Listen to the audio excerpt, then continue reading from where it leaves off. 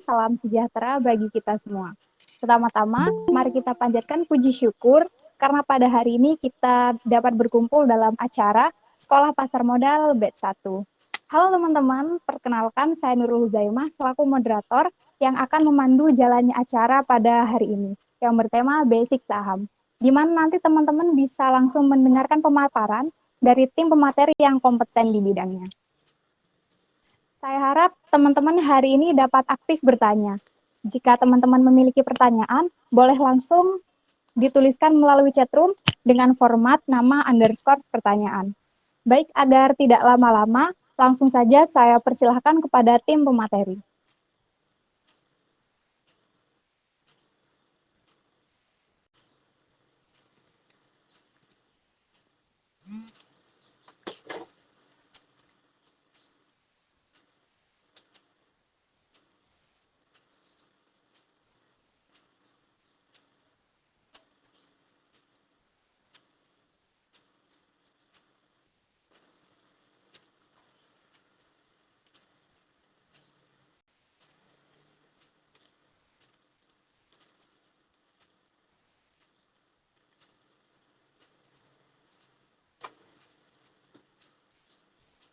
Tunggu sebentar ya teman-teman.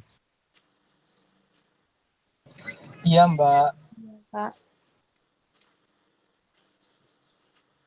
Baik, Mbak.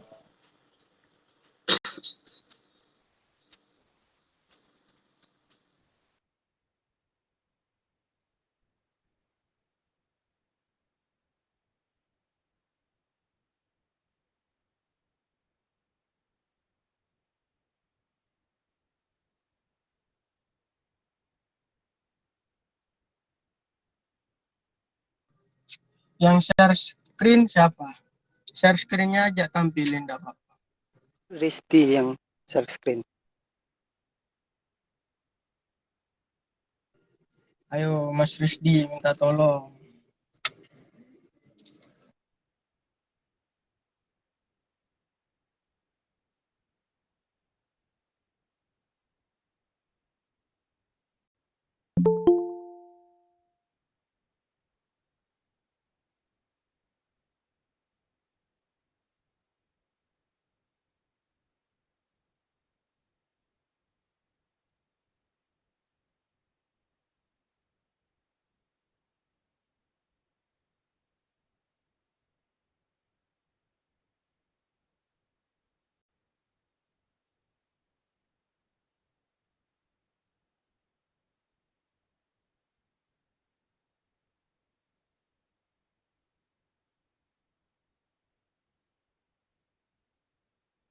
Udah ya, langsung aku mulai aja ya.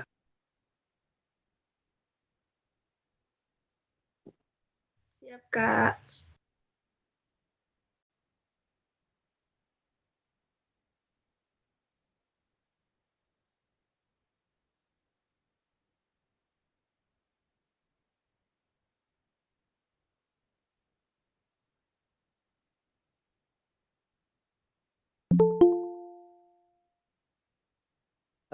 Assalamualaikum warahmatullahi wabarakatuh. Waalaikumsalam warahmatullahi wabarakatuh. Sebelumnya terima kasih sudah diberikan kesempatan untuk menjadi salah satu pemateri dalam pembekalan Sekolah Pasar Modal pada minggu kali ini. Perkenalkan, nama saya Andayu Praskanugraha, selaku mentor dalam acara Sekolah Pasar Modal pada batch pertama ini. Dalam pembekalan kali ini, saya dan para mentor yang lain akan memaparkan materi mengenai basic saham. Next slide.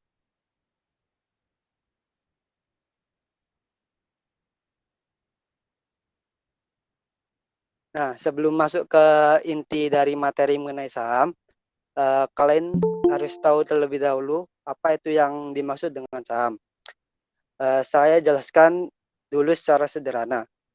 Secara sederhana, saham adalah bukti kepemilikan atas suatu perusahaan, sedangkan dalam arti lebih luas, saham bisa diartikan sebagai surat berharga yang dikeluarkan oleh suatu perusahaan yang berbentuk perseroan terbatas atau biasanya disebut emiten. Nah, dengan demikian, apabila seseorang membeli saham pada suatu emiten, maka orang tersebut bisa dianggap sebagai salah satu pemilik dari emiten atau perusahaan tersebut. Next slide.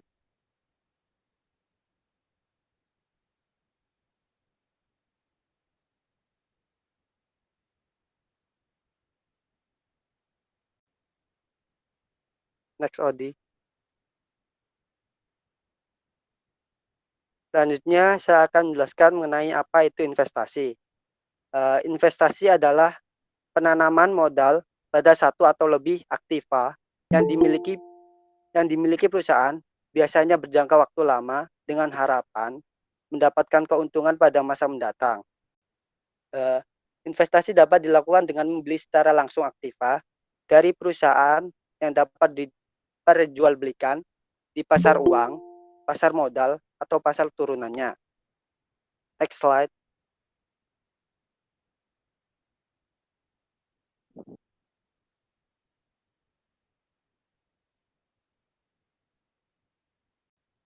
Perusahaan di Indonesia dibedakan menjadi dua jenis, di antaranya perusahaan terbuka atau perusahaan publik dan perusahaan tertutup atau perusahaan privat. Yang pertama, perusahaan terbuka. Perusahaan terbuka adalah perusahaan yang sahamnya sudah diperdagangkan di Bursa Efek Indonesia.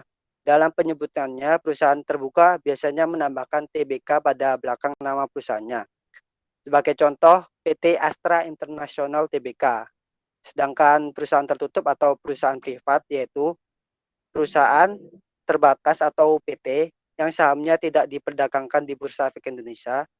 Sahamnya akan hanya dimiliki beberapa orang atau kelompok tertentu. Biasanya hanya sekitar 2-10 orang saja. Nah, di Indonesia sendiri, saham yang dapat diperdagangkan adalah saham yang sudah melantai di pasar modal. Saat ini sudah lebih dari 500 perusahaan terbuka yang melantaikan sahamnya di pasar modal.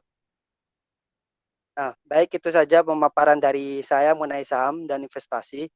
Selanjutnya terkait pemahaman mengenai pasar modal akan dilanjutkan oleh pemateri selanjutnya. Untuk pemateri selanjutnya dipersilahkan. Baik, Assalamualaikum warahmatullahi wabarakatuh.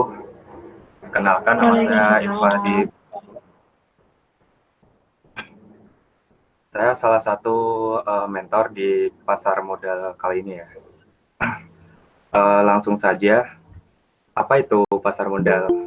Nah, secara sederhana, pasar modal adalah tempat yang mempertemukan pihak emiten atau pihak yang membutuhkan modal dengan pihak investor, pihak yang memiliki modal dan ingin berinvestasi. Next slide.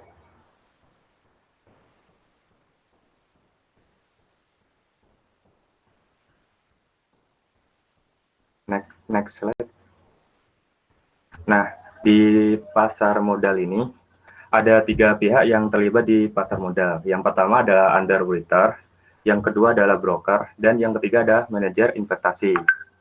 Underwriter atau penjamin saham adalah profesi di IDX yang bertugas menilai surat berharga emiten dan menilai resiko sesuai dengan initial public offering.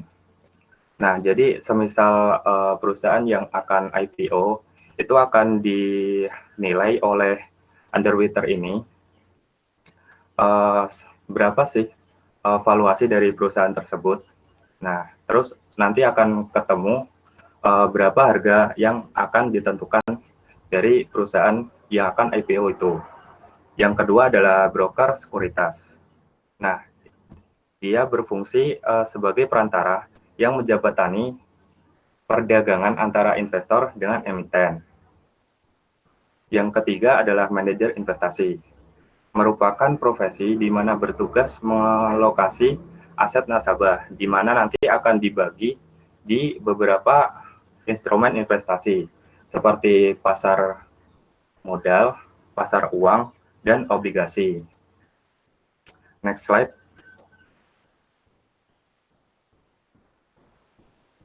Nah, terus apa itu indeks saham? Indeks saham adalah ukuran statistik yang menunjukkan pergerakan harga sekelompok saham, seperti IHSG atau indeks harga saham gabungan, yang dimana itu ada beberapa saham, nantinya itu akan terlihat statistik rata-rata pergerakan harga saham-saham tersebut. Juga ada LQ45 di mana di dalamnya itu ada 45 saham, juga seperti IHSG itu. Selanjutnya akan dipaparkan materi oleh mentor lain. Jadi dipersilakan mentor lainnya.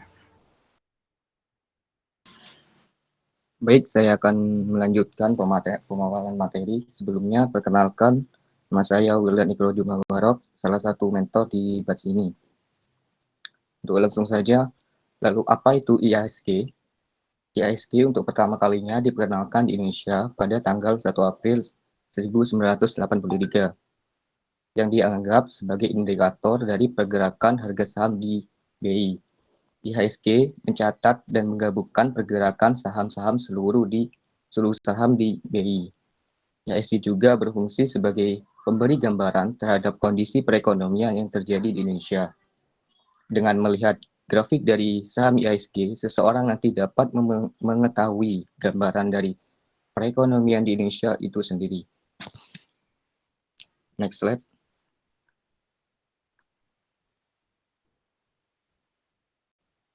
Lalu alasan kenapa kita harus berinvestasi? Yang pertama, adanya inflasi yang akan semakin menggerus uang Anda. Maksudnya, nilai uang akan selalu mengalami penurunan dari tahun ke tahun. Apabila pada saat ini dengan uang 50.000 Anda bisa membeli ayam 1 kilo. Belum tentu di tahun depan dengan uang 50.000 Anda bisa membeli ayam. Mungkin hanya bisa membeli tempe atau tahu saja. Hal ini disebut dengan inflasi yang akan menyebabkan uang Anda tergerus dari masa waktu ke waktu.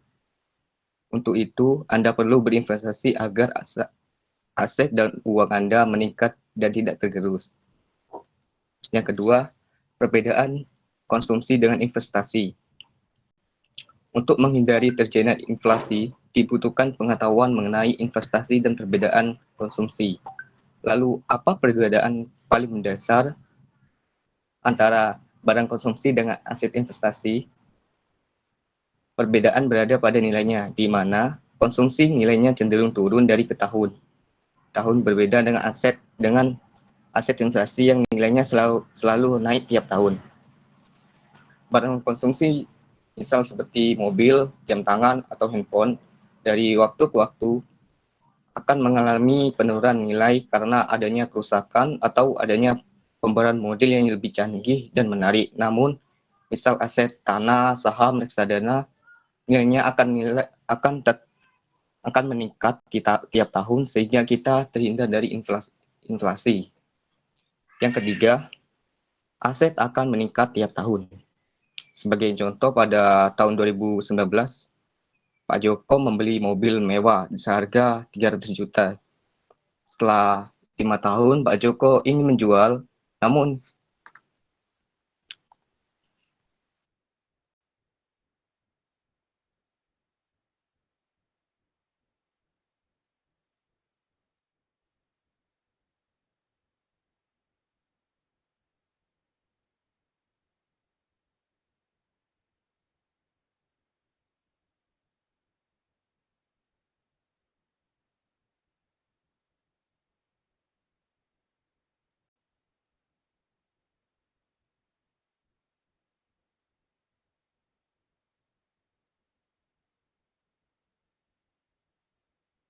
sebelumnya saya mohon maaf karena ada terkendala sinyalnya.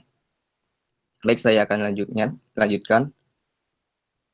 Sebagai contoh, pada tahun 2019, Pak Joko membeli mobil mewah seharga 300 juta rupiah. Setelah 5 tahun Pak Joko ingin menjualnya, namun harganya berkurang separuh, yaitu 150 juta. Di sisi lain, Pak Joko pada tahun 2019 juga membeli saham Cipin atau yang punya PT Sharon Pokbat Indonesia dengan modal sebesar 500 juta dengan harga 100 Rp100 per lembar. Setelah 5 tahun, saham Cipin yang diberi Pak Jafar bertambah dan berada di kisaran 5.000 per lembar. Nilai aset Pak Jafar pun bertambah 50 kali lipat.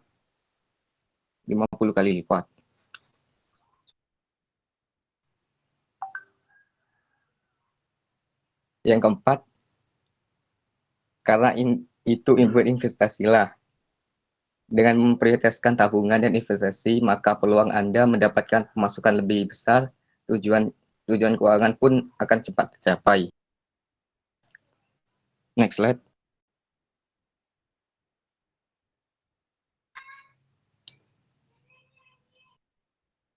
Mengapa kita harus berinvestasi saham? Yang pertama, pasar modal memiliki aset yang nyata. Menurut dari data yang dikeluarkan oleh EPS pada September 2016, uang masyarakat di Indonesia tersimpan di bank sebesar kurang lebih 4.500 triliun. Jumlah yang sangat besar, namun bagaimana bila kita dibandingkan dengan kapitalisasi yang pasar yang dimiliki SG? Mungkin data penutupan perdagangan 3 Juli 2017, IHSG ditutup pada poin sebesar 5.005.923. Dengan nilai ini, maka kapitalisasi pada IHSG adalah sebesar 64,59 triliun.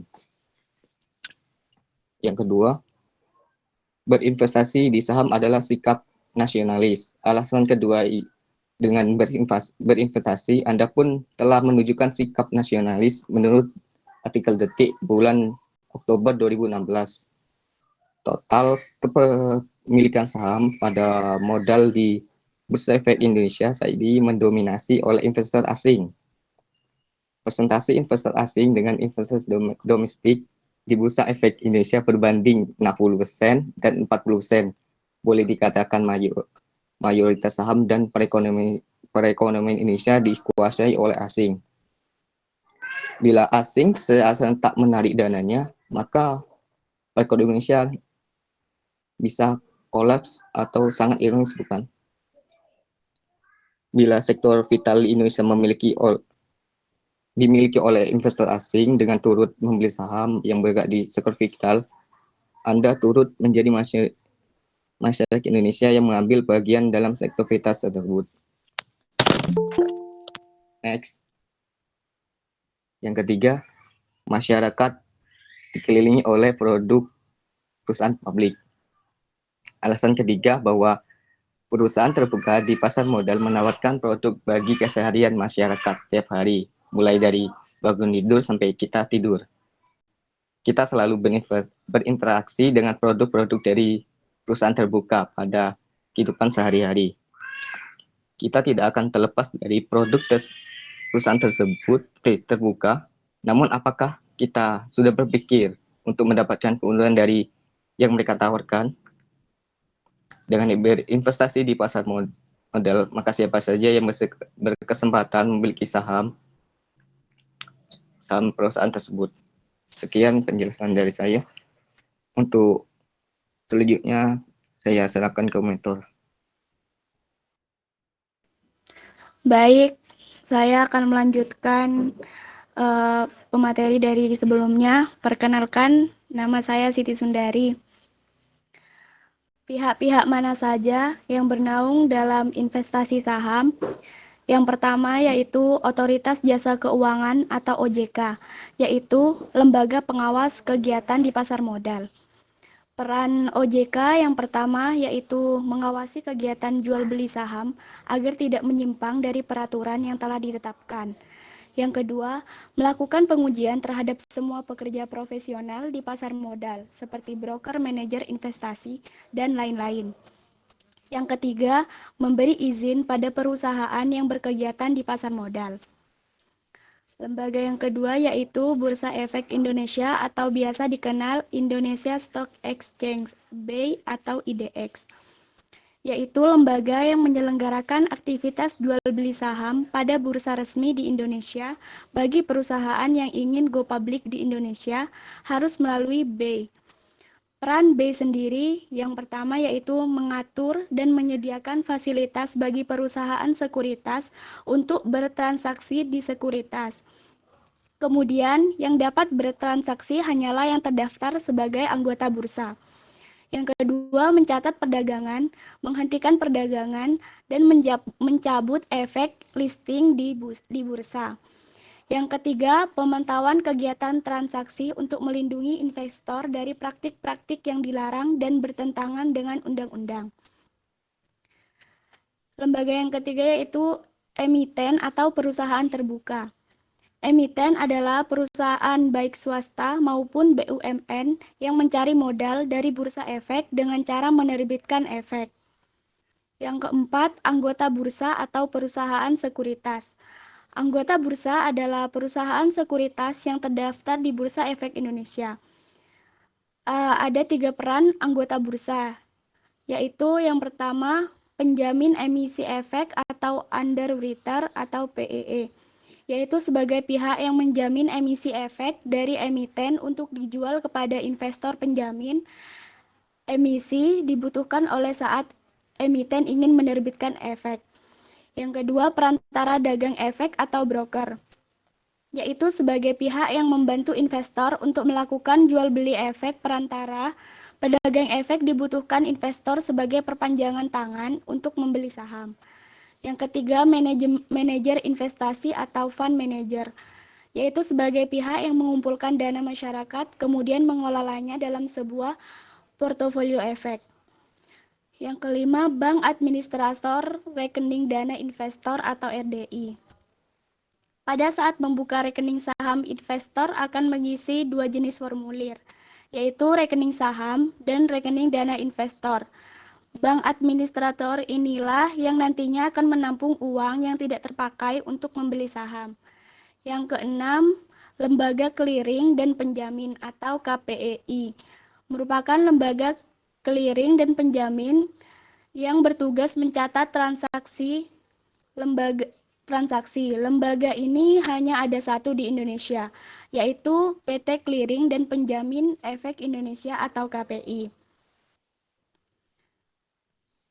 Yang ketujuh yaitu Lembaga Penyelesaian dan Penyimpanan atau KSEI, bertugas untuk menyelesaikan semua transaksi yang dicatat oleh LKP atau KPEI. Peran lembaga ini di Indonesia ditangani oleh PT Kustodian Sentral Efek Indonesia. KSEI juga di Indonesia berperan sebagai kustodian atau tempat penitipan harga. Yang kedelapan, Lembaga Proteksi Dana Investor atau SIPF, yaitu lembaga yang bertugas mengelola dana perlindungan investor para lembaga, yang ditangani oleh PT Penyelenggara Program Perlindungan Investor Efek Indonesia atau PPPI, atau juga dikenal dengan sebutan Securities Investor Protection Fund atau SIPF. SIPF juga merupakan lembaga penjamin bagi investor yang kehilangan modal di pasar modal.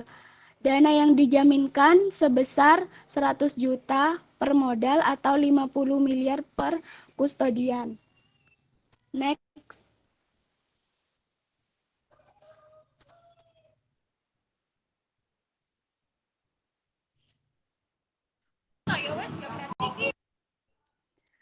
Apakah berinvestasi saham itu aman? Sekarang, berinvestasi saham merupakan salah satu jenis investasi yang aman. Pemerintah telah memberikan berbagai perlindungan terhadap investor saham. Perlindungannya seperti yaitu 1. Perlindungan atas dana investor.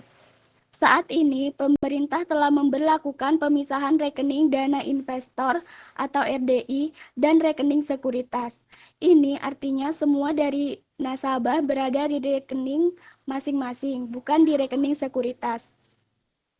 RDI bertujuan untuk menyimpan dana nasabah yang tidak dibelikan saham. Dengan adanya pemisahan ini, sehingga memperkecil kemungkinan penyalahgunaan dana nasabah oleh sekuritas. Yang kedua, perlindungan atas saham yang dimiliki. Saham tidak ada resiko hilang, rusak, ataupun dicuri. Tidak ada yang perlu direpotkan dengan penyimpanan karena dititipkan dan disimpan oleh PT KSEI. Artinya, saham yang dibeli tidak disimpan di sekuritas. Tiap investor yang membuka rekening efek akan dibuatkan nomor akun KSEI dan mendapatkan kartu akses sebagai bukti kepemilikan akun. Anda pun bisa mengecek saham yang Anda miliki untuk mengecek penyalahgunaan aset nasabah oleh sekuritas. 3. Perlindungan atas laut lainnya.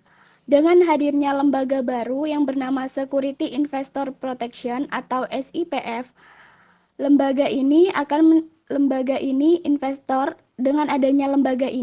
investor akan mendapatkan ganti rugi bila terjadi fraud yang dilakukan oleh perusahaan sekuritas. Perlindungan ini dapat terlaksana dengan catatan kasusnya diinvestigasi oleh Otoritas Jasa Keuangan dan memperoleh surat dari OJK bahwa klaim layak didapatkan investor.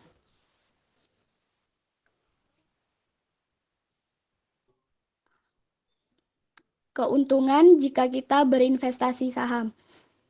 Keuntungan yang pertama, saham sangat mudah keunggulan yang pertama, saham sangat mudah ditransaksikan. Alasan pertama merupakan instrumen investasi yang sangat mudah diperjualbelikan dibandingkan beberapa instrumen lain. Untuk bertransaksi saham, Anda hanya perlu menelpon broker, dan saat ini pun sudah ada online trading, sehingga Anda hanya perlu mengklik mouse dan mengetik pada keyboard. Anda juga dengan mengetik dan mengklik mouse, Anda sudah bisa bertransaksi saham. Yang kedua, saham bersifat liquid dan transparan. Liquid artinya jika Anda butuh mengambil uang, saham mudah dijual atau dicairkan, tergantung dari saham yang Anda punya dan tingkat likuiditas masing-masing saham.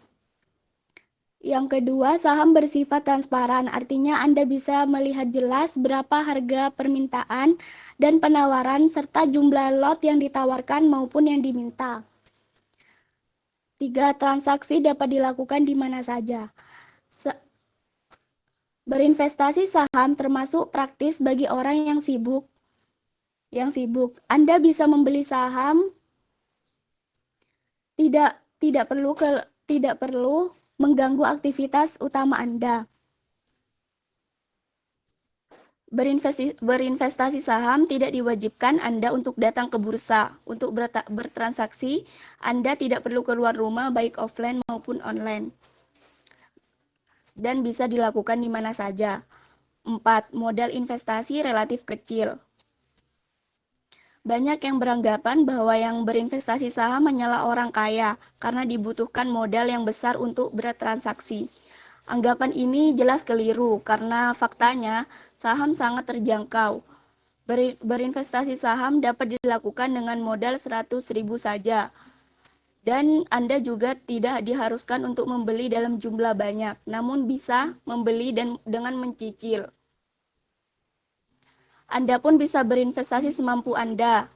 Tidak ada batasan investasi dalam jumlah tertentu, sehingga Anda pun bisa fleksibel dalam menyisihkan uang untuk diinvestasikan. 5. Hasil investasi relatif tinggi. Saham merupakan salah satu instrumen investasi dengan potensi yang besar. Indeks harga saham gabungan atau IHSG sejak tahun 2002 telah naik sebanyak 1.390% selama 14 tahun, dari 429,9 menjadi 5.910,2.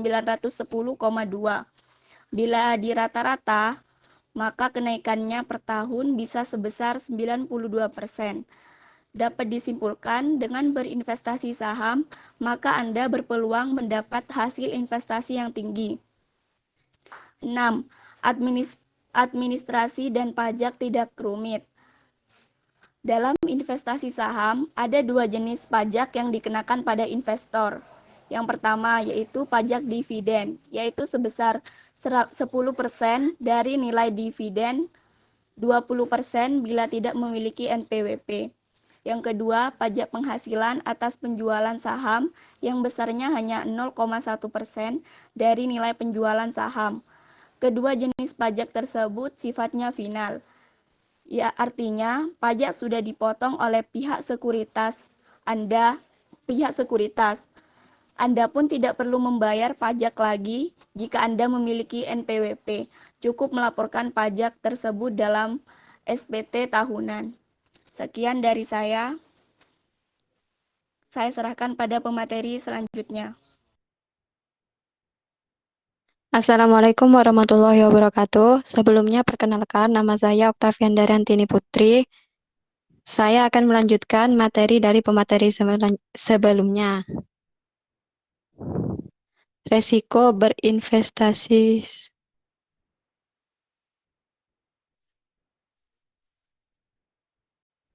Salah slide, Kak.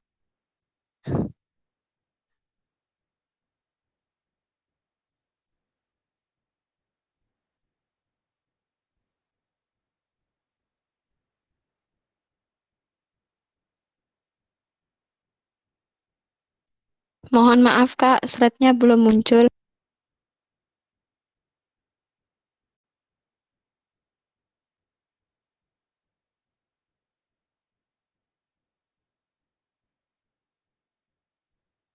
Baik, saya lanjutkan. Jenis-jenis keuntungan berinvestasi saham. Yang terdapat dua jenis keuntungan yang didapat, yaitu capital gain dan dividen. Capital gain didapat dari selisih harga beli dan harga jual saham, di mana harga jual lebih tinggi dari harga beli. Capital gain terbentuk dari aktivitas perdagangan di bursa efek. Misalnya seorang investor membeli saham ABCD dengan harga per lembar. Yang kedua adalah dividen.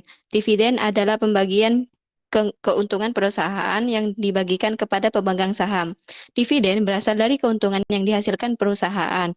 Dividen terdapat dua jenis dividen. Yang pertama adalah dividen tunai dan dividen saham. Next.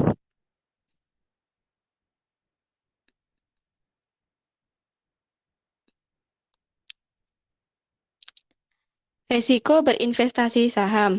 Yang pertama ada capital loss. Capital loss adalah kerugian yang diperoleh dari selisih harga jual dan harga beli saham. Yang kedua, tidak mendapat dividen perusahaan. Perusahaan hanya akan membagi dividen bila menghasilkan laba. Yang ketiga, risiko suspensi saham, artinya bursa menghentikan aktivitas perdagangannya. Yang keempat, risiko delisting saham. Risiko delisting saham artinya jika saham dikeluarkan dari pencatatan bursa efek. Yang kelima, risiko bangkrut atau dilikuidasi. Next.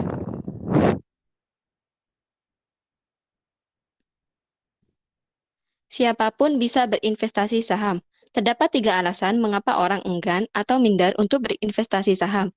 Yang pertama, berinvestasi saham tidak harus jenius.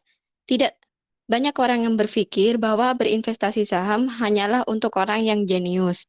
Itu adalah kesalahan yang besar. Yang kedua adalah investasi saham bisa dimulai dari 100.000.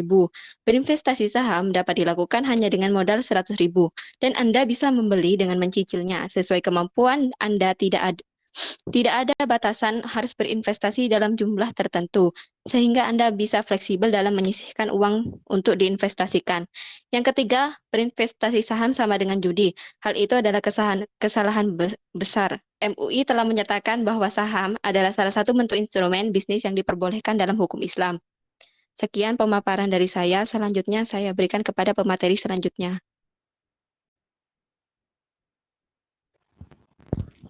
Di sini ada membuka rekening saham. Untuk dapat memulai berinvestasi saham, kita harus membuka rekening saham melalui sekuritas atau broker. Nah, sebelum membuka rekening saham, ada beberapa syarat yang perlu disiapkan. Yang pertama yaitu ID card. ID card sendiri yaitu syarat wajib bila ingin membuka rekening saham. Untuk WNI, maka syarat wajibnya yang diperlukan yaitu KTP. Sementara bagi WNA, syarat wajibnya adalah paspor. Yang kedua, NPWP. Bila kita belum punya NPWP, maka kita dapat meminta surat pada sekuritas untuk bikin pernyataan tidak punya NPWP. Surat ini ditandatangani di atas materai. Yang ketiga, cover buku tabungan. Ini akan memudahkan pihak sekuritas memeriksa rekening bank kita bila nantinya kita ingin menarik uang rekening ini yang menjadi bank penampung tiap kali melakukan penarikan dana. Yang keempat, nomor identitas KISEI. Persyaratan ini hanya berlaku bila kita sebelumnya sudah mempunyai rekening saham dan ingin membuka rekening. Yang kelima, fotokopi KTP sesuai suami, fotokopi NPWP suami, dan juga fotokopi kartu keluarga. Biasanya juga perlu disertakan bila pekerjaan kita adalah seorang ibu rumah tangga. Yang keenam, materai 6.000. Kita dapat sediakan uang untuk membeli materai. Ini dibutuhkan antara 2-8 materai. Tergantung pada kebutuhan kita. Lanjut, Pak. Nah, di sini apa itu broker saham?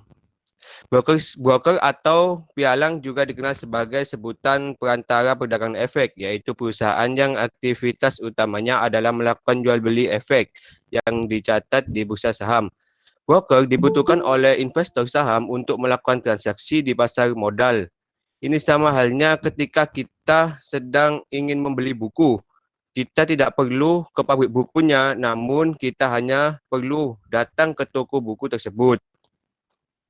Demikian pula, bila kita ingin membeli saham, kita harus membelinya melalui broker. Nah, selanjut, Pak. Nah, di sini adalah beberapa cara yang bisa menjadi pertimbangan kita dalam memilih sekuritas atau broker. Yang pertama, broker tercatat pada catat sebagai anggota bursa. Sekuritas yaitu adalah perantara perdagangan efek. Perusahaan broker dan sekuritas haruslah memiliki sertifikat perantara perdagangan efek dan tercatat oleh Bursa Efek Indonesia sebagai anggota bursa. Terus broker adalah wakil dari perusahaan sekuritas, karena itu kita harus memastikan bahwa broker kita mempunyai sertifikat WPPE, wakil perantara perdagangan efek. Yang kedua yaitu modal kerja bersih disesuaikan atau MKDB. MKDB menjadi tolak ukur kekuatan finansial sebuah sekuritas. Semakin besar nilai MKDB, maka semakin kuat sekuritas tersebut. Yang ketiga, jumlah setoran awal. Besarnya setoran awal untuk berinvestasi saham sangat bervariasi, mulai dari 100 hingga 10 juta. Biasanya setoran awal bervariasi dikarenakan adanya sekuritas yang membidik kalangan mahasiswa dan ada pula sekuritas yang membidik kalangan eksekutif. Sebisa mungkin carilah sekuritas yang memiliki fasilitas deposit dan penarikan dana yang cepat dan mudah. Yang keempat, komisi transaksi broker. Nah, komisi transaksi broker yaitu biasanya yang dibayarkan oleh investor tiap kali terjadi transaksi baik beli maupun jual. Yang kelima, informasi, rekomendasi, dan riset saham. Di sini carilah broker yang memberi informasi dan rekomendasi saham harian guna membantu kita apabila kita tidak sempat melakukan analisis saham sendiri. Yang keenam, fasilitas transaksi. Secara konvensional, transaksi saham umumnya dilakukan di kantor broker. Nasabah memesannya melalui telepon, namun bila butuh keluasaan untuk bertransaksi, kita bisa memilih sekuritas yang punya fasilitas online trading, baik itu dari internet, komputer, atau smartphone. Yang ketujuh, rekening dana investor atau RDI. Bila rekening tabungan kita memiliki nilai yang tidak sama dengan RDI kita, maka kita akan terkena biaya saat melakukan tambahan dan ataupun menarik dana. Terima kasih. Yang selanjutnya akan dilanjutkan oleh pemaparan pemateri yang selanjutnya. Terima kasih. Oke, terima kasih Nanti apabila suara saya tersendat atau gimana, silakan langsung diomongin ya. Jadi selanjutnya yakni pertimbangan transaksi. Jadi di sini ada dua pertimbangan, yakni transaksi online ataupun transaksi offline seperti itu. Jadi pada transaksi online sendiri, kita bisa melakukan transaksi online melalui HP kita ataupun lewat PC dengan masuk ke software online trading. Jadi kita mungkin pada transaksi online ini mungkin yang paling penting yakni jaringan kita, jaringan internet kita. Karena pada transaksi online keberhasilannya ditentukan dengan jaringan internet yang kuat. Apabila jaringan internet kita down atau tidak kuat, maka susah kita dalam melakukan proses transaksi melalui transaksi online ini. Berbeda dengan transaksi online, pada transaksi offline, kita dianjurkan untuk menelpon pihak broker. Jadi kita apabila ingin melakukan transaksi secara offline, kita harus menelpon pihak broker dan juga menjelaskan tujuan kita. Apabila kita ingin melakukan pembelian saham, kita harus memberi pesan untuk bertransaksi saham. Terus kita harus memberikan kode saham dan juga jumlah lot yang ingin kita beli. Apabila kita udah sampaikan ke pihak broker, maka nanti pihak broker akan memproses transaksi kita seperti itu. Terus pada transaksi online dan juga transaksi offline pastinya ada keuntungan dan juga kekurangan dari masing-masing transaksi. Pada transaksi online sendiri kelebihannya yakni kita bisa menghemat waktu lebih banyak karena pada transaksi online prosesnya mungkin lebih cepat daripada transaksi offline seperti itu. Terus keuntungan lainnya yakni kita bisa memasang sendiri order jual beli lebih cepat daripada transaksi offline karena pada transaksi online kita tidak perlu menelpon pihak broker. Terus keuntungan lainnya yakni biaya transaksi yang lebih kecil karena pada transaksi online kita tidak perlu membayar jasa broker. Terus pada transaksi offline keuntungannya yakni apabila kita tidak mempunyai waktu luang untuk mengamati harga saham, maka pihak broker nantinya akan memberikan informasi yang krusial terkait harga saham itu sendiri kepada kita. Jadi kita tidak perlu susah-susah untuk mengamati pergerakan harga saham. Nantinya pihak broker akan memberikan info-info terkait itu semua kepada kita. Terus kekurangan lainnya yakni biaya transaksi yang lebih mahal daripada transaksi online. Karena pada transaksi offline kita biayanya tergantung pada masing-masing sekuritas, seperti itu. Lanjut.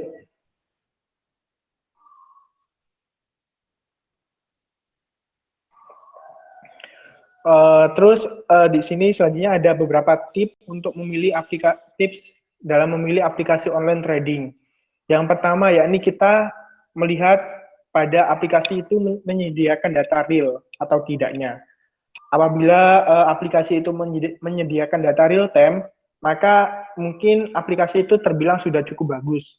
Data real time itu yang dimaksud data real time yakni data terkait pergerakan turun naiknya harga saham pada saat jam bursa seperti itu. Jadi nanti pada data real time pada software atau aplikasi nantinya kita ditunjukkan pergerakan harga saham pada saat jam bursa pasar seperti itu. Selanjutnya yang kedua yakni lengkapnya fitur analisis. Jadi kita dalam memilih aplikasi online trading kita diharuskan melihat fitur analisis itu lengkap atau tidaknya. Nah, dalam fitur-fitur yang mungkin diperlukan dalam aplikasi trading yakni yang pertama yakni fasilitas informasi harga saham dan indeks saham, fasilitas grafik saham dan berbagai indikator fasilitas berita terbaru, fasilitas laporan keuangan emiten, fasilitas informasi portofolio pribadi dan pelaporan pajaknya. Jadi pada fitur analisis ini nantinya sangat membantu teman-teman dalam menganalisa harga saham. Terus yang ketiga yakni adanya fitur automatic order atau order booking. Jadi pada fitur automatic order ini seperti trailing stop sangat berguna untuk meminimalkan resiko seperti membatasi kerugian saat harga turun. Selanjutnya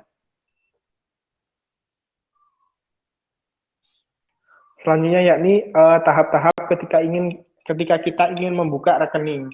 Yang pertama yakni kita apabila kita membuka rekening secara offline, kita harus bertemu dengan pihak broker.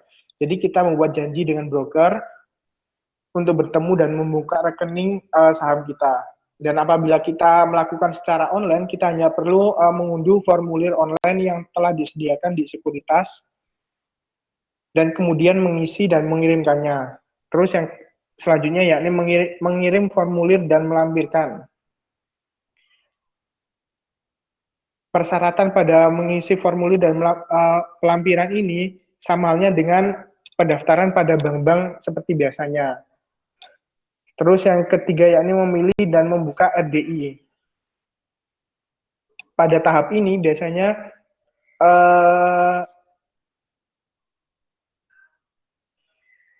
ada dua bagian. Yang pertama yakni pembukaan rekening saham atau pembukaan rekening dana investor atau RDI. Rekening saham ini nantinya sebagai rekening penyimpanan saham kita. Sedangkan rekening dana investor ini nanti ditempatkan pada bank administrator RDI. Jadi terpisah dari rekening saham, RDI ini bertujuan untuk menyimpan dana yang tidak terpakai. Jadi dana yang tidak terpakai nanti disimpan pada rekening dana investor ini. Selanjutnya yakni menunggu pembukaan rekening selesai. Jadi pada tahap selanjutnya yakni kita harus menunggu prosesnya selesai. Biasanya membutuhkan waktu 1 kali 24 jam yang paling cepat biasanya. Terus apabila proses pembukaan rekening telah selesai, selanjutnya kita yakni menyetor deposit awal.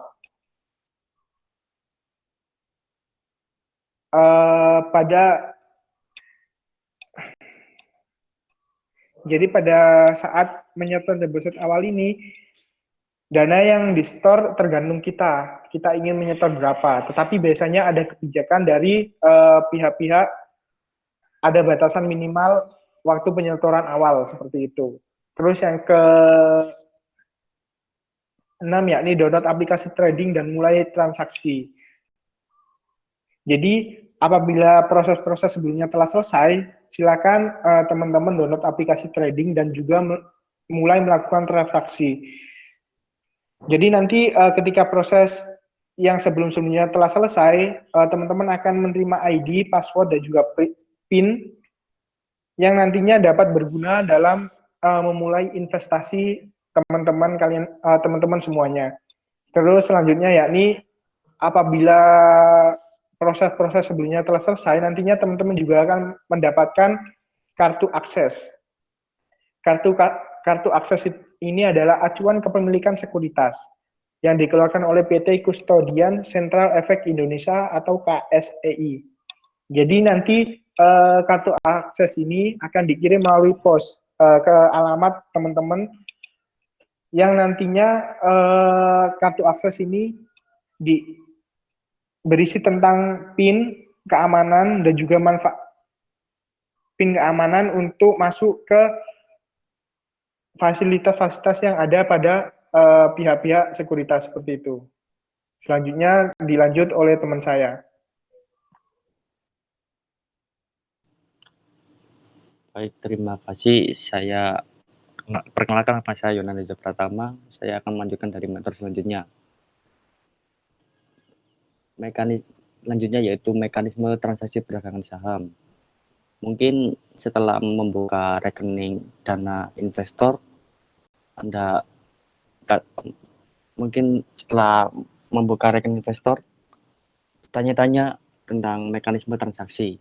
Hal tersebut antara lain 1, 3 jenis pasar. Pada mekanisme perdagangan pasar dapat 3 jenis pasar, yaitu pasar reguler, yaitu pasar utama bursa saham yang transaksinya menggunakan mekanisme tawar-menawar yang terus berlangsung selama waktu perdagangan. B. Pasar negosiasi, yaitu pasar yang transaksinya dilaksanakan berdasarkan tawar-menawar individual antara anggota dengan berpedoman pada kurs terakhir di pasar reguler. Gambarannya seperti gambaran masa negosiasi yaitu misal saya membeli saham hari ini, namun pada siang hari saya butuh uang cepat. Nah, itu saya menelepon pihak broker atau pihak sekuritas untuk menjual dengan harga di bawah harga saham yang saya beli. Misal tadi saya beli Rp500 per lembar, mungkin saya jual 300. Ya, pasar tunai, yaitu pasar yang memiliki skema yang sama persis seperti pasar reguler, namun sistemnya penyelesaian secara tunai tanpa menunggu hari 3. Biasanya di pasar tunai ini biasanya seperti ketemuan langsung. 2 fraksi harga di pasar reguler dan pasar tunai, perubahan harga dalam tawar-menawar bisa ditentukan oleh fraksi harga. Nah, Bursa Efek Indonesia sendiri menentukan kelompok harga, yaitu harga 50-200 dengan fraksi harga 1, 200-500 fraksi harga 2, 500-2000 fraksi harga 5, 2000-5000 fraksi harga 10, kurang dari 5000 fraksi harga 25. Artinya apa? Misal harga saham PT KSPM di harga 500. Lah, dilakukan tawar-menawar dengan kelipatan 5, misal 505, 510, atau di bawahnya misal 495, 490. Satuan perdagangan atau lot. Saham-saham di pasar reguler atau pasar tunai yang diperdagangkan dalam satuan lot, yaitu jumlah satu lot yaitu 100 lembar. Untuk transaksi out lot atau peran dari satu lot hanya bisa dilakukan di pasar negosiasi. Penyelesaian transaksi dalam pasar reguler dan pasar negosiasi, penyelesaian dilakukan hanya pada hari ketiga setelah terjadinya transaksi atau trade plus 3. Hal ini berbeda dengan pasar tunai di mana penyelesaian transaksi adalah saat itu juga. Selanjutnya harga bid dan offer. Tawar-menawar di bursa saham dilakukan dengan pemasangan harga beli atau bid dan harga jual atau offer pada broker. Sekuritas contoh seperti order book yang ada di e-book kemarin yang sudah di-share. Jadi ada bid vol, bid offer, dan offer volume. Mungkin bid bisa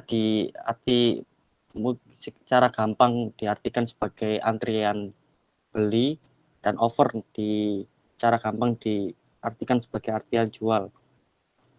Nah, harga bid merupakan harga permintaan yang dipesan oleh yang ingin dibeli. Bid volume yaitu jumlah lot yang dipesan oleh pembeli dalam harga bid. Harga offer adalah harga penawaran yang dipesan oleh yang ingin menjual. Offer volume berarti jumlah lot yang dipesan oleh penjual dalam harga offer.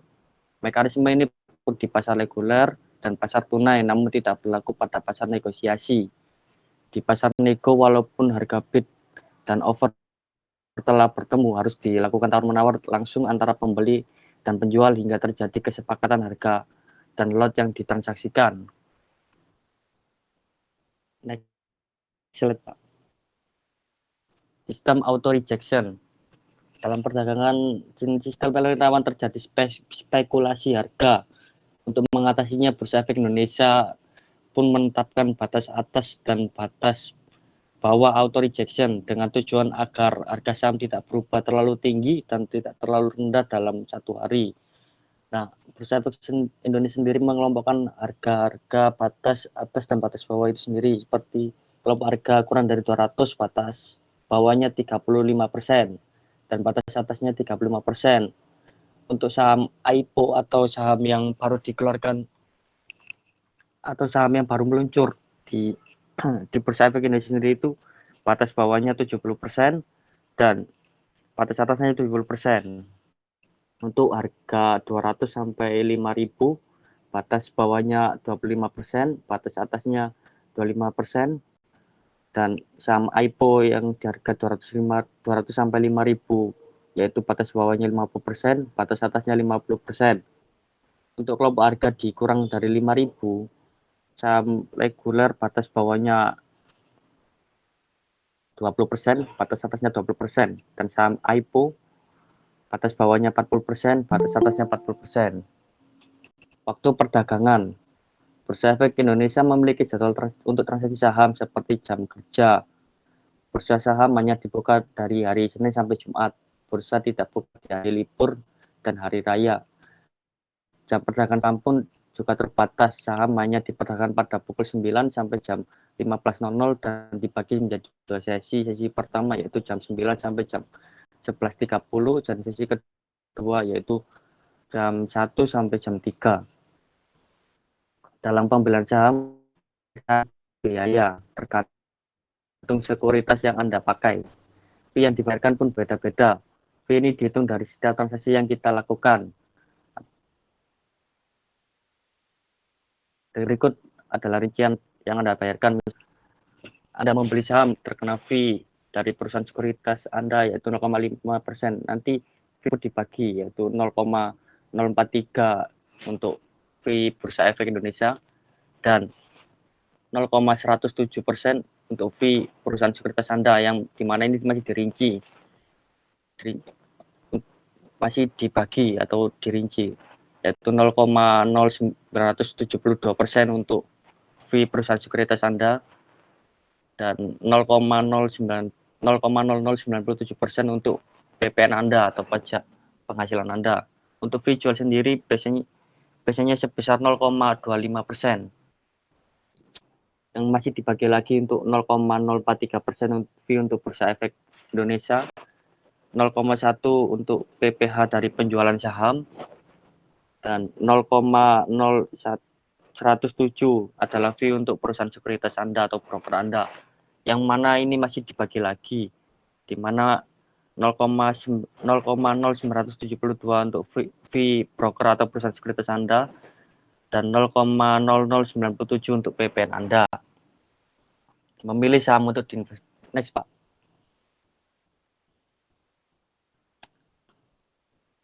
Bagaimana memilih saham untuk diinvestasikan? Mungkin sebelum membeli investasi saham, sangat disarankan untuk memilih saham dengan cermat dan sangat disarankan untuk memakai uang dingin. Dan investasi saham sesuai dengan tujuan keuangan Anda dan tujuan awal Anda membuat rekening saham. Jika Anda bermaksud bertransaksi secara aktif atau bermain dalam jangka pendek, maka Anda dapat melakukan analisa teknikal dalam memilih saham atau mencari yang sedang dalam kondisi uptrend atau sedang naik, juga menggunakan indikator teknikal yang ada seperti moving average, MACD, dan support and resistance. Namun bila Anda bermaksud untuk transaksi saham untuk jangka panjang, mungkin Anda pertimbangkan untuk membeli saham-saham blue chip atau saham-saham yang berada yaitu saham-saham dengan kapitalisasinya besar, dan Anda juga wajib menggunakan analisa fundamental dalam menilai sebuah perusahaan yang sahamnya yang Anda akan beli. Next, Pak.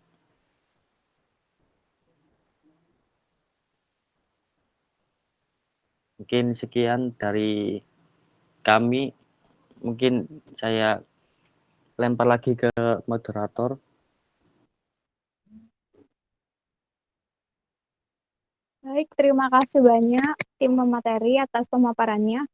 Sekarang buat sesi tanya jawab, mungkin ada yang ingin ditanyakan dari para peserta, dipersilahkan.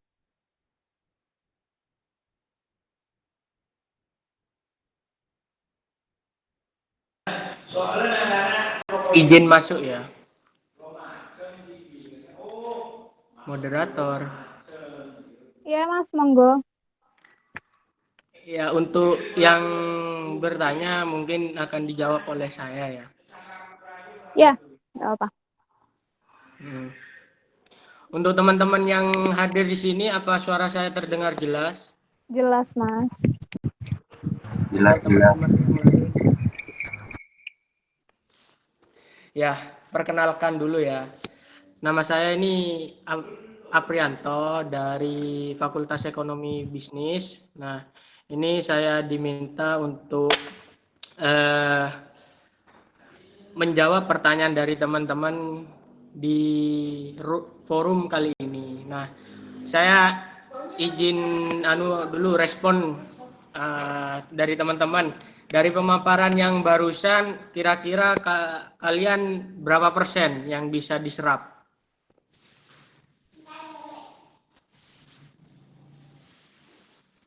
Jelas atau blas? 70-30. Teman-teman jangan takut buat menjawab ya, santai aja. Berapa? 30%. 70% dapat diterima, 30% belum bisa diterima, belum mengerti gitu. Nah, belum mengerti. Kira-kira di bagian mana yang teman-teman tidak paham? Supaya saya review ulang gitu.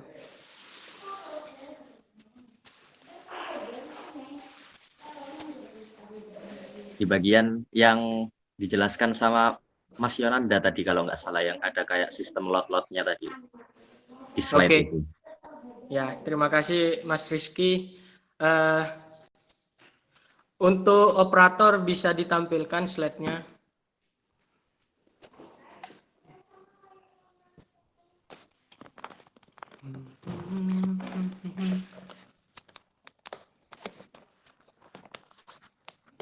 Tes. Ini emang nggak muncul ya slide-nya? Di saya soalnya belum muncul. Belum ya. Ya sabar. Untuk teman-teman yang lain mungkin ada yang biar sekalian saya jawab gitu. Runtut.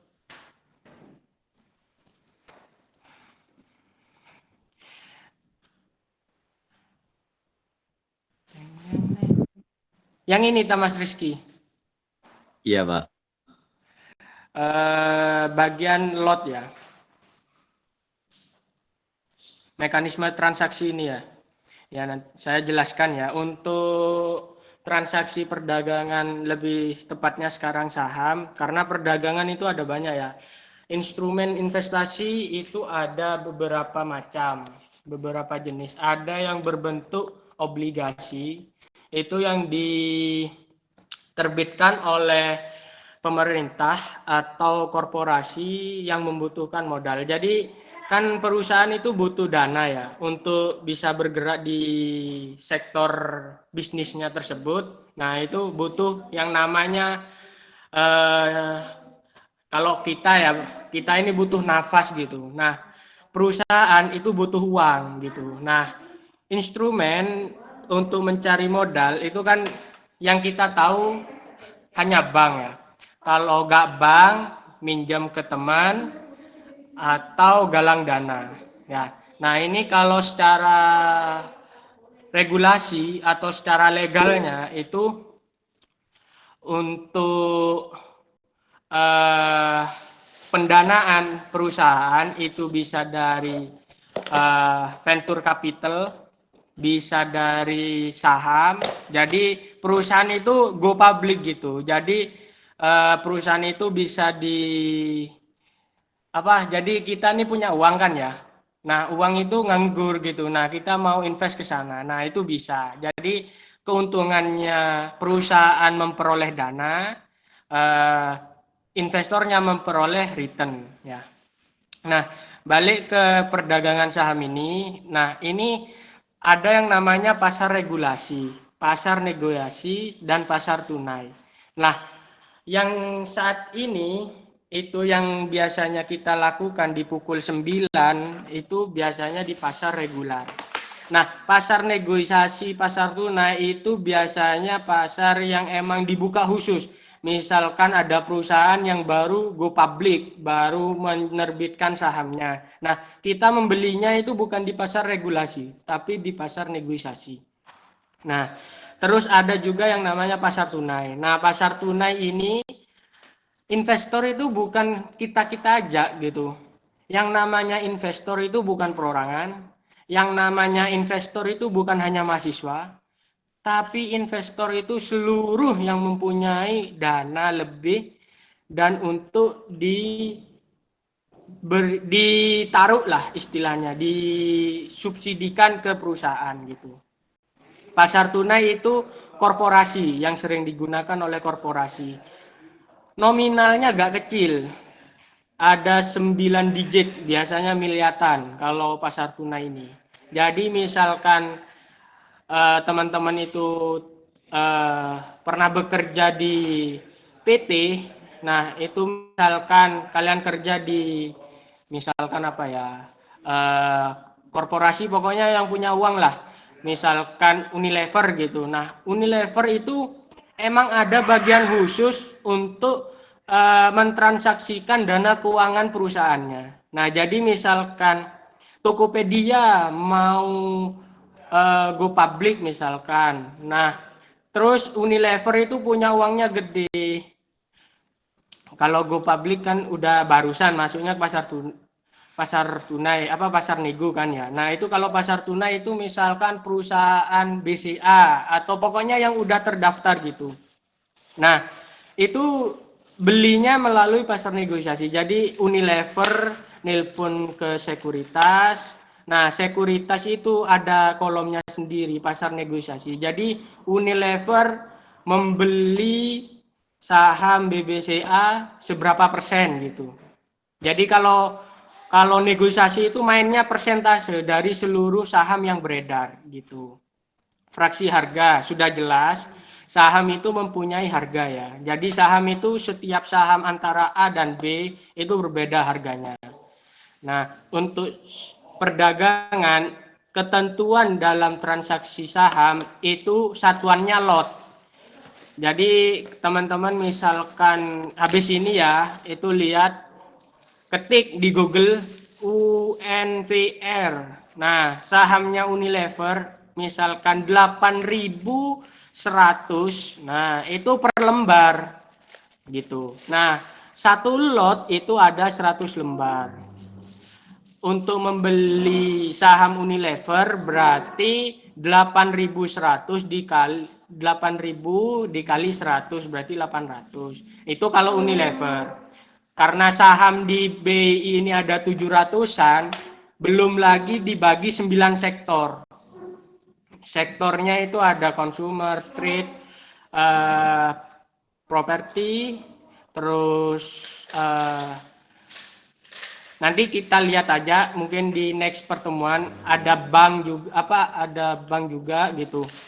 Nah, itu ada 9 sektor. Jadi saham itu setiap sahamnya berbeda. Nah, penyelesaian transaksinya. Nah, itu kalau pasar negosiasi dan reguler itu 3 hari. Jadi kita beli sekarang, nah itu masuknya di portofolio itu 3 hari paling lama ya. Biasanya 2 hari, sehari udah masuk gitu. Nah, kalau pasar tunai itu langsung. Nah, harga bid dan offer. Nah, ini udah masuk ke aplikasi perdagangan saham gitu. Nah, itu harus diilustrasikan. Jadi bid itu permintaan, offer itu penawaran. Jadi kalian kan udah tahu ya, yang mempengaruhi harga itu antara demand dan supply gitu. Pertarungan demand dan supply. Jadi semakin tinggi demand-nya, otomatis harga suatu barang itu semakin tinggi. Karena kan kurva demand dan supply itu ada gitu, udah ada gitu. Mungkin teman-teman di sini ada yang dari ekonomi, nah kalian pasti udah diajarkan seperti itu. Apa cukup jelas Mas Rizky tadi pertanyaan yang ditanyakan? Iya udah jelas. Iya. Apa ada pertanyaan lagi moderator? Iya, Mas, ini ada beberapa pertanyaan. Yang pertama itu dari Husnul Holik. Maaf Kak, izin bertanya, masih kurang paham mengenai batas atas atau batas bawah yang 20%. Mohon dijawab, terima kasih. Silakan dijawab Mas Raden. Terima kasih. Sama-sama. Untuk operator bisa ditampilkan bagian slide yang auto reject, apakah ada di sini? Mungkin dari teman pemateri ada yang ingat slide keberapa? di atas. Oh itu. Oh, itu tah. Itu tah. 20%-nya mana? Nggak ada. Mas Husnul nggak ada ya. Yang Oke. 20% itu Pak di apa? Di e-book Pak. Saya mengambil jalur di e-book. Oh, ya. Pertanyaan yang bagus karena nggak ada di PPT, jadi saya jawab ini langsung ya. Sistem auto rejection itu suatu kebijakan oleh BI untuk menjaga portofolio kalian. Jadi tadi kan saya sempat singgung nih, harga saham itu geraknya cepat karena demand dan supply-nya dalam satu hari itu banyak. Nah, oleh karena itu ketidakpastian yang tinggi karena geraknya yang liar. Nah, OJK BI itu membuat kebijakan auto reject. Nah, auto reject itu ada yang auto reject atas atau yang kita kenal ARA, ada auto reject bawah atau yang kita kenal ARB. Nah, auto reject ini kalau atas berarti harga saham saat itu naiknya itu tinggi di atas 10%. Nah, seperti yang ditanyakan Man Husnul, 20% itu batas maksimal untuk mentok istilahnya dalam satu hari transaksi itu. Nah, untuk auto reject bawah otomatis batas maksimal untuk saham itu ambles turun gitu. Kenapa ada? Kita ambil studi case saat Corona masuk ke Indonesia. Corona masuk ke Indonesia, harga saham itu gila-gilaan, turunnya nggak masuk akal. Karena apa? Ada panic selling. Jadi orang yang mempunyai dana, dia pada jualan. Nah, jualan yang tinggi itu mengakibatkan harga saham turun. Seperti itu. Oleh karena itu sistem auto rejection itu sangat penting. Seperti itu Mas Husnul. Apakah sudah terjawab? Siap, sudah Kak. Terima kasih. Oke, terima kasih. Saya kembalikan ke moderator. Masih ada satu pertanyaan lagi, Mas. Ya, monggo. Ya. Dari Putri Nabela Tusoleha, Kak izin bertanya, semisal kita investasi hanya sekali, apa itu bisa mendapatkan keuntungan atau malah uang kita yang habis, Kak? Terima kasih. Pertanyaan yang cukup bagus. Ini untuk teman-teman mahasiswa emang sangat penting ya pertanyaan ini. Karena keterbatasan kita ya, baik di finansial, baik di waktu, karena kita sambil kuliah kan kita gak sering mantau seperti itu. Terus kita ini kan dari uang tabungan, entah dari uang ceperan, misalkan teman-teman ada yang udah sambil nyambi gitu kuliah sambil berkarir, nah itu cukup bagus. Nah, untuk menjawab pertanyaan seperti ini, tetap masih mendapat keuntungan, asalkan dengan satu catatan, kalian membeli saham perusahaan yang jelas. Karena kan kalian udah tahu di BI, di pasar itu ada 700-an lebih saham. Latar belakangnya macam-macam. Ada yang cuma asal IPO gitu. Bahkan yang mungkin jarang kita gunakan, nah itu bahaya seperti itu. Mungkin setelah ini kalian cari aja nih ya. Ntar saya tulis nih ya. Penny stock. Nah, saya ilustrasi dikit, spoiler dikit. Penny stock itu saham perusahaan yang pergerakannya lamban atau fluktuasi pergerakannya liar. Jadi gak sulit diprediksi, sulit kita perhitungkan. Nah, saham yang seperti itu lebih baik dihindarkan gitu. Jadi kalau apalagi kita pemula, tidak tahu medan, jadi medan seperti ini kan istilahnya juga berbisnis gitu. Medan tempurnya kita belum menguasai, nah itu mending safety aja. Jadi apa aja untuk safety? Yang pertama, perusahaannya kalian harus kenal, minimal produknya kalian gunakan, kalian pakai gitu. Yang kedua, sesuaikan dengan kondisi ekonomi saat ini. Seperti itu. Kenapa? Karena ada hubungannya dengan keuntungan perusahaan. Nah, semakin tinggi keuntungan perusahaan, semakin tinggi pula dividen yang kalian peroleh. Dividen tadi sama pemateri udah dijelaskan ya. Dividen adalah bagi hasil dari keuntungan perusahaan itu terhadap investor. Seperti itu. Yang kedua, udah kenal perusahaannya, terus sesuai kondisi ekonominya, kondisi negara saat itu, perusahaannya, model bisnisnya kalian tahu. Yang ketiga, minimal kalian tahu manajemennya. Maksudnya apa? Manajemen perusahaan di dalamnya itu isinya orang-orang berintegritas enggak? Gitu. Kenapa itu penting? Untuk meminimalisir terjadinya penggelapan dana, korupsi, seperti itu. Karena hal-hal demikian sangat krusial gitu. Itu yang poin-poin penting. Mungkin dari saya itu aja. Apa ada siapa yang nanya? Apa Ucuk udah jelas, Mbak? Baik Kak, sudah jelas. Kak, itu kan dividen kan kalau saya pernah baca itu ada yang pembagiannya berupa kayak uang, terus yang kedua itu ada yang berupa kayak lotnya itu di 2 kali lipatkan gitu loh Kak. Itu maksudnya gimana ya Kak? Terima kasih. Ya sama-sama ya. Ini saya jawab ya. Betul, ada yang berupa cash, ada yang berupa split. Jadi kalian itu memperoleh sahamnya itu double gitu.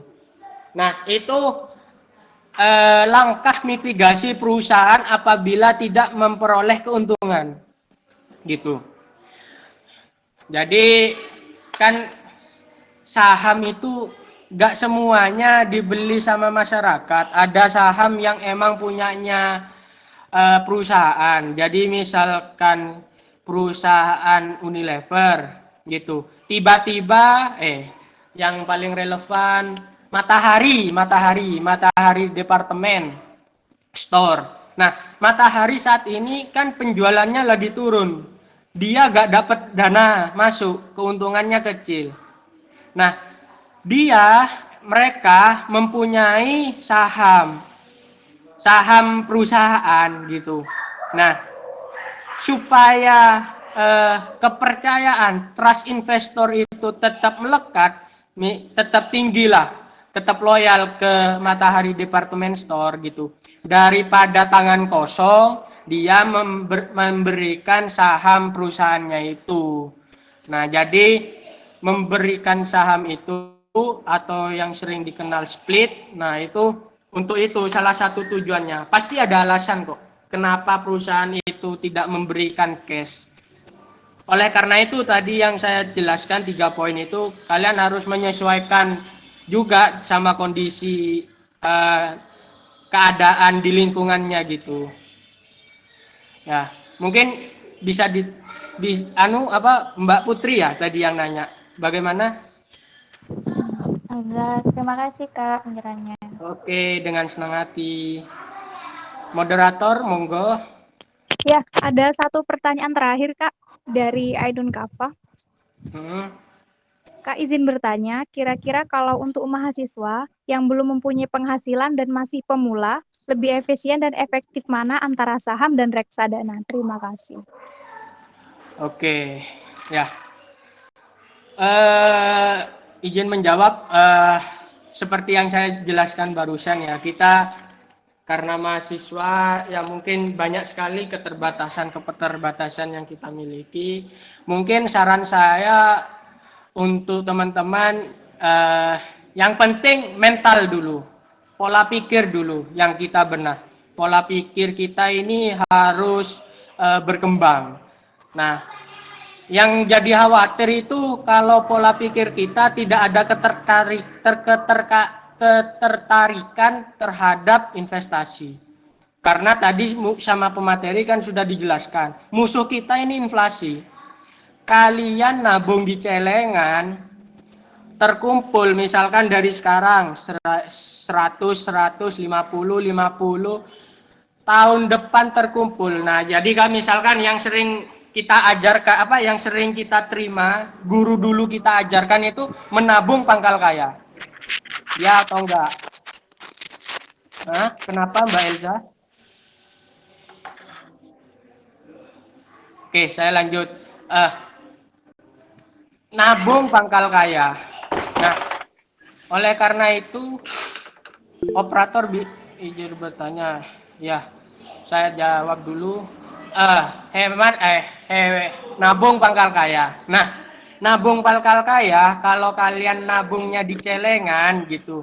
Misalkan sekarang kalian bermimpi 2023 ingin membeli mobil sport gitu. Nah, kalian beli nabung sekarang 2023 mobil sportnya itu udah beda harganya dan nilai uang kalian itu udah berubah. Gak usah jauh-jauh lah, kalian mungkin ini yang dari generasi 2002, 2000-an, 1999. Nah, itu kalian dulu saat SD uang sakunya pasti 200 perak, hemat pangkal. Ini naik atas levelnya itu nabung. Jadi balik lagi sekolah dasar kita nabung di uang sakunya 500 perak, 1000 gitu. Nah, sekarang 500 perak, 1000 dapat apa? Nilainya kan bakal turun gitu, nilai rupiahnya. Nah, itulah pola pikir harus diperbaiki. Nah, untuk mahasiswa yang belum berpenghasilan, terus lebih baik saham atau reksadana, saran saya kedua-duanya gitu. Mungkin kalian belum siap gitu. Jadi kalau reksadana itu kita menggunakan perantara gitu. Jadi kalian itu nggak ada effortless lah istilahnya, nggak ada pengembangan diri, nggak ada pengembangan pola pikir gitu. Nah, sedangkan kita ke reksadana, returnnya itu berbeda. Karena apa? Karena kita dibagi oleh manajer investasi. Manajer investasi atau fund manager itu profesi, sebuah pekerjaan. Jadi kalian kalau memberikan ke mereka ya harus ada ongkosnya lah istilahnya seperti itu. Kalau di saham, kalian kelola sendiri keuangan kalian. Nah, kita pertanyaannya, Kak, saya belum mempunyai penghasilan atau semacamnya. Nah, mumpung saat ini kuliah daring gitu ya. Kuliah udah sangat fleksibel. Jadi semisalnya kalian mobilitasnya tinggi gitu. Nah, itu bisa, gak jadi halangan. Yang penting kalian ngatur waktunya bagus, terus jaga kesehatan, pola tidurnya dijaga, makanan dijaga. Nah, itu pasti bisa gitu. Yang terpenting motivasi dari diri sendiri. Jadi sekarang pekerjaan udah serba online, kesempatan, peluang itu udah gencar ya diberikan oleh pemerintah. Tinggal kitanya aja mau bergerak atau tidak. Itu sih dari saya. Udah gak zaman alasan, Kak, saya kuliah ini Nah, itu kan mungkin setiap prodi ya beda-beda. Mungkin ada yang tugasnya Nah, itu kan bisa juga kita delegasikan ke teman gitu. Saling memberdayakan. Teman ada yang buka open joki misalkan, lagi buka usaha ngerjain tugas. Nah, kita kan bisa hitung-hitung bantu teman. Jadi pergerakan uangnya itu jalan gitu. Itu sih saran saya. Apa bisa diterima atau kurang jelas atau apa? Tadi pertanyaannya dari siapa, moderator? Dari Ainun Kafa. Mbak Ainun, bagaimana? Izin bertanya, Pak Dirut. Boleh? Mbak Ainun ini, bukan? Bukan. Oh, Dari bukan. ini, si PDD-nya ini. Oh, ya, monggo, monggo. Itu kalau kita investasi saham itu kan lawannya katanya kan inflasi ya. Nah, terus kan selain inflasi ini juga ada pajak dari setiap kita menerima dividen ini kan ada saham gitu.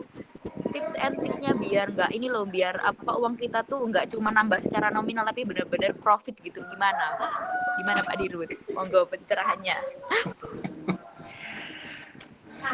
Supaya saham kita kenapa untung gitu. Iya, maksudnya nggak cuma nambah nominal doang. Soalnya kan kalau dividen itu kan juga ini apa masih udah kurang inflasi ketambah sama pajak dividen itu pula gitu loh. Ya, pertanyaan yang bagus. Nah, ini sering ya. Ini emang kalau kita baca gitu. Nah, itu pasti sering kita disuruh saham itu didiemin gitu. Nah, itu menurut saya itu keliru. Karena saham itu sebuah bisnis gitu. Gak selamanya saham itu naik, gak selamanya saham itu turun gitu. Nah, untuk meminimalisir kejadian seperti itu, nah kita mengejar capital gain-nya gitu. Nah, terus market itu banyak. Market itu ada pasar uang, ada pasar saham, ada pasar obligasi. Nah, tadi kan saya barusan jelasin, tidak semuanya pasar itu naik, trennya, siklusnya itu siklus naik atau bullish trend ya. Tidak setiap saat pasar itu turun, tren siklusnya turun. Nah, mitigasinya apa? Mitigasinya kita pindahlah, istilahnya pindah lapak. Misalkan saat pasar saham trennya naik, nah itu kan ada momentum. Nah, kita ikutan beli. Nah, otomatis ntar kalau udah di pucuk jual. Nah, ntar kan pasti koreksi bentar. Ada kemungkinan bakal naik atau enggak? Kalau ada kemungkinan bakal naik, kita masuk atau buy. Nah, kalau enggak ada, ya udah kita mencari instrumen yang lain. Instrumen yang lain bisa pasar obligasi, bisa pasar uang gitu. Jadi kita harus jeli melihat kondisi pasar. Kalau emang semuanya gak ada, ya puasa dulu lah. Kan ada kalanya kita harus menikmati keuntungannya gitu. Tapi kalau saya emang gak bertumpuan sama dividen. Jadi misalkan beli, jadi perusahaan itu RUPS, biasanya kan kalau bahas pembagian dividen itu di RUPS kan ya. Nah, jadi RUPS-nya Maret, saya belinya Januari misalkan. Terus didiemin. Nah, Januari ke Maret itu kan bisa kita gunakan uangnya daripada diem di situ. Kita puter ke yang lain, instrumen yang lain gitu. Nanti kalau misalkan ini tadi dibahas enggak ya, tanggal pembagian dividen itu kapan? Ada yang namanya cum date. Nah, cum date itu yang penting. Jadi saat tanggal cum date kalian mempunyai saham itu, kalian berhak gitu menerima dividennya. Jadi gak harus nunggu harus nyimpen hamin berapa gitu, enggak. Saat cum date kalian punya, jadi besok cum date, sekarang kalian beli. Nah, setelah cum date kalian jual. Nah, itu tetap berhak memperoleh dividennya. Itu yang sering saya gunakan. Apa bisa diterima, Mbak Nikmatul? Sangat-sangat bisa diterima. Terima kasih Pak Dirut. Iya, piyo aku Ya wis, saya kembalikan ke moderator. Baik, terima kasih Mas Raden. Sudah selesai ya pertanyaannya. Terima kasih banyak ya. Tidak ada lagi. Nggak ada, Mas. Oke, ya udah duhur juga. Makasih banyak.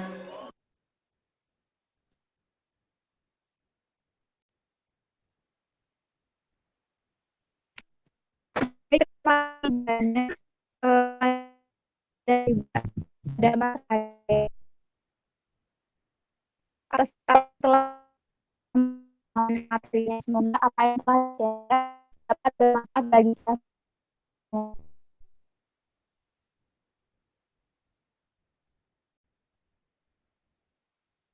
Karena kedengeran Putus-putus. Motor. iya.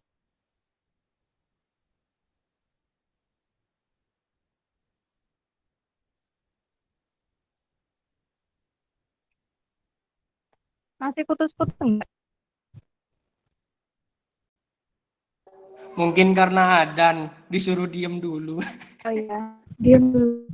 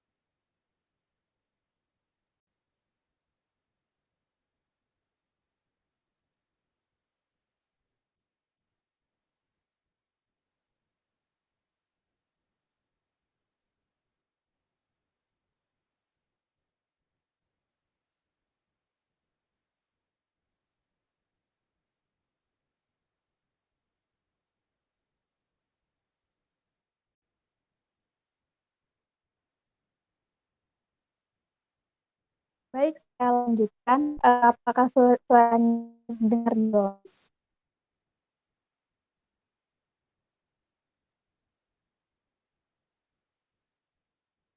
Udah lumayan jelas kok, Ibu moderator.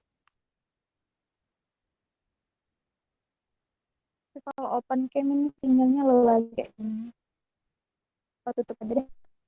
Terima kasih banyak ya, tim Peri atas waktu dan pemaparannya, dan terima kasih banyak pada Mas Ade nih Mas ya, di jabatan perkali.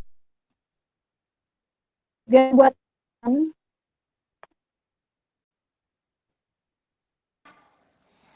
Pematerinya bukan saya kan cuma bantu aja. iya kan kasihnya ke Yang Mas nggak Raden bisa itu disebut satu-satu ya. Terima kasih buat ini udah aktif bertanya dan mengikuti acara ini sampai selesai. Kalau saya simpulkan, secara saham bukti kepemilikan atas suatu perusahaan. Jenis perusahaannya itu ada dua, yaitu public atau private. Kita nggak takut buat investasi di pasar modal karena itu perlindungan atas dana investor, perlindungan atas saham yang dimiliki, dan juga perlindungan atas laut lainnya. Hitungan jika kita berinvestasi saham itu capital gain dividen. Akan tetapi dibalik untungannya menggiurkan, ada juga resiko dalam berinvestasi saham, yaitu kalau tidak dapat juga listing. Baik teman-teman, itu dia seluruh rangkaian hari ini. Jumpa lagi di acara Sekolah Pasar Modal selanjutnya. Terima kasih. Jangan live dulu karena untuk absensi belum bisa. Juga ada sesi.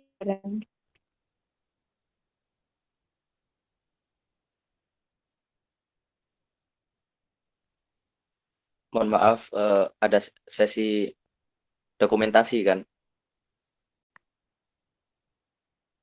Iya, PDD.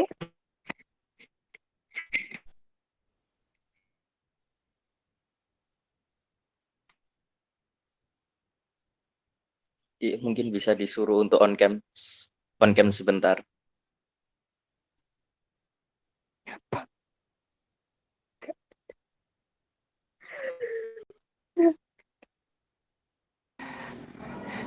Ya mungkin bisa langsung diambil alih ya. Teman-temannya biar gak lama-lama nunggu nih, kasihan ya.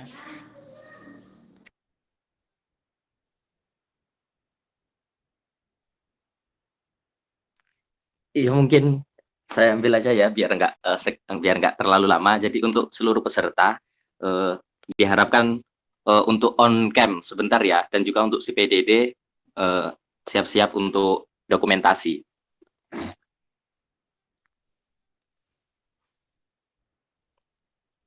Aku berantakan ya Allah. Bentar. Masih butuh 15 menit si PDD. Laptopnya mati soalnya. Pio, bisa nggak dokumentasi? Kenapa? Yang pakai laptop. Ini PDD Yang pakai laptopnya mati. Oh, yang pakai ya, laptop ya. Pio. Udah. Oh, ini udah. Bisa. Risdi ada Risdi. Ya, Oke. Makasih Risdi. Bisa dimulai sudah tak? Ini hitung apa? Ya, dihitung seluruhnya teman-teman dari peserta untuk on cam sebentar biar acaranya juga cepat selesai. Ayo langsung ya, hitung ya. Ayo Odi, hitung Odi. 1, 2, 3. Lagi satu kali lagi. Dua kali.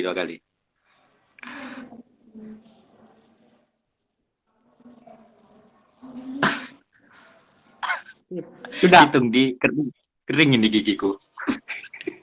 2, 3.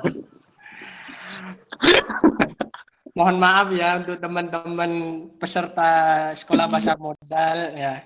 Mungkin ya wis. Ya, saya kembalikan lagi ke moderator.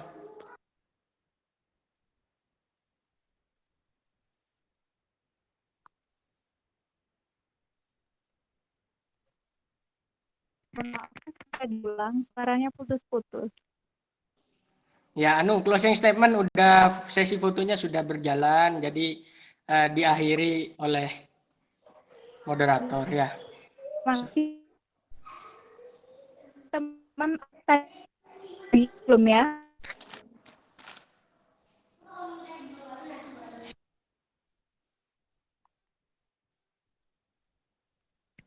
Oke, saya ambil alih karena moderator ada kendala sinyal. Nah, untuk teman-teman peserta sekolah pasar modal, saya ucapkan terima kasih banyak atas partisipasi kalian dan keaktifan kalian telah mendengarkan pemaparan dan pembekalan ini. Mudah-mudahan ilmu yang diperoleh kali ini berguna ya untuk teman-teman. Nah, karena kalian mendaftarkan diri dan alhamdulillah kebagian slot ya, ada karena itu dalam pembukaan pendaftaran itu 2 jam udah slotnya habis karena limited terbatas. Nah, jadi teman-teman ini masih ada berlanjut, jadi tidak sampai di sini pembelajarannya. Karena kita berbisnis itu tidak bisa 1 hari 1 malam langsung mahir, tapi ada proses di situ semua. Ambil semua hikmahnya, nikmati prosesnya. Jadi mungkin dari panitia SPM ini ada bentuk grup ya, grup mentor. Nah, kalian gunakan sebaik mungkin fasilitas itu, tanya sepuasnya. Nah, nanti supaya apa? Supaya rasa penasaran kalian itu terpecahkan gitu. Mungkin dari saya selaku yang bertugas kali ini, nah saya ucapkan mohon maaf apabila ada kesalahan kata dan terima kasih. Wassalamualaikum warahmatullahi wabarakatuh. Waalaikumsalam warahmatullahi wabarakatuh. Waalaikumsalam warahmatullahi wabarakatuh. Waalaikumsalam warahmatullahi wabarakatuh. Jangan lupa absen teman-teman.